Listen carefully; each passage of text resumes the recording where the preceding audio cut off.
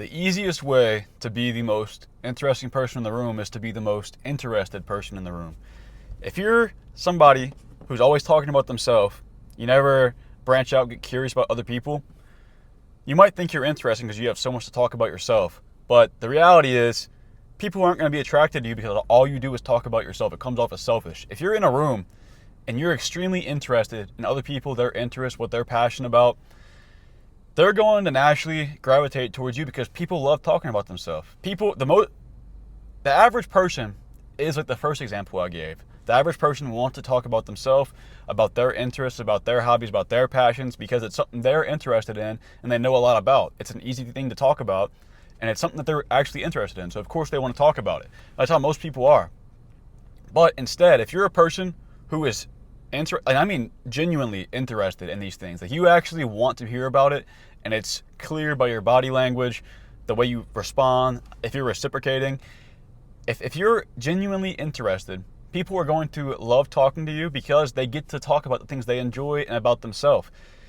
And if you're in a room of people and you're doing this with everybody, of course they're going to gravitate towards you because they get to talk about their passions, what they like.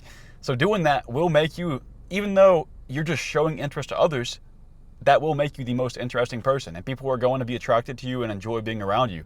An example from my personal life is this girl I used to talk to. The main thing that got me interested in her was exactly that, how curious she is.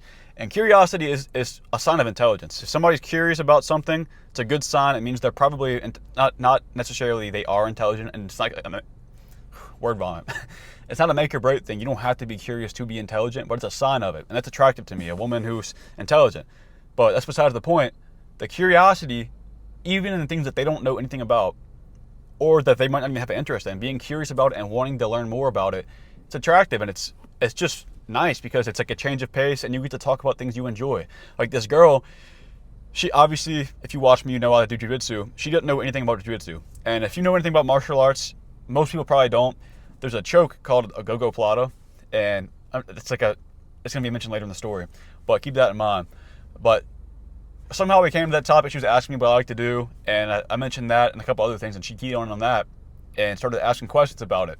And I was talking about all the different chokes and submissions and stuff, and I was like, yeah, the one I've been working on now is called a go-go plata.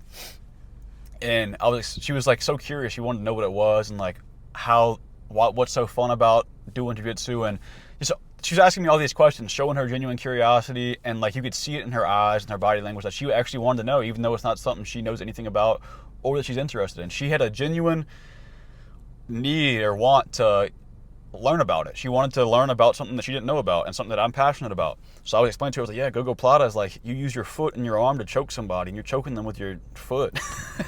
I was just explaining it and everything, and she was amazed. Like it's very wholesome and nice seeing somebody like that, and it makes you want to be around them more and talk to them more.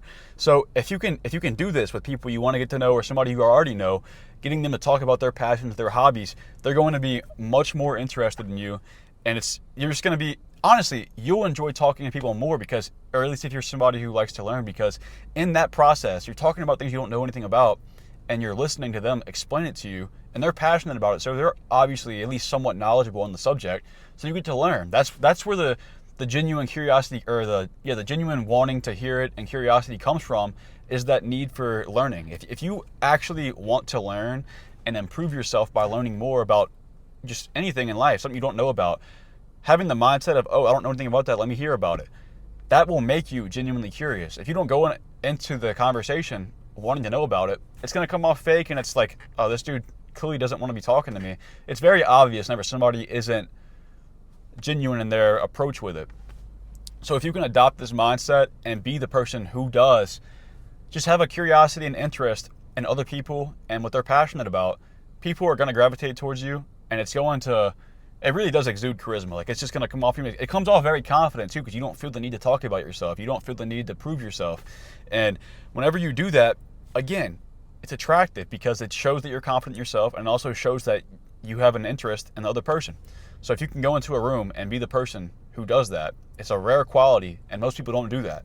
So if you can adopt this, I guess you could say it a habit or just, social skill, it'll go a long way for you, even in a one-on-one setting. And a big key here is you don't want to be like interviewy about it. You don't want to just be like, oh, what's that?